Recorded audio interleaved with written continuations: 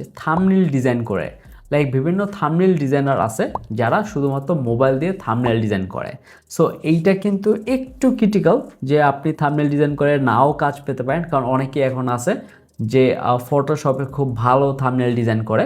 আর সেই ক্ষেত্রে হয়তোবা যদি আপনি মোবাইল দিয়ে বিভিন্ন অ্যাপ ইউজ করে করেন, সেটা যদি অতটা ভালো না হয় তাহলে কিন্তু আপনার ডিজাইনটা কেউ নিবে না বা আপনার সার্ভিসটা কেউ কিনবে না। সো আপনি যদি মোবাইল দিয়ে থাম্বনেল ডিজাইন করতে পারেন ভালোভাবে, তাহলে কিন্তু আপনি এই সার্ভিসটাও সেল করতে পারেন এবং এটা দিয়ে কিন্তু আপনি ফ্রিল্যান্সিং করতে পারেন। থাম্বনেল ডিজাইনের জন্য আমি ক্লায়েন্ট কীভাবে পাবো?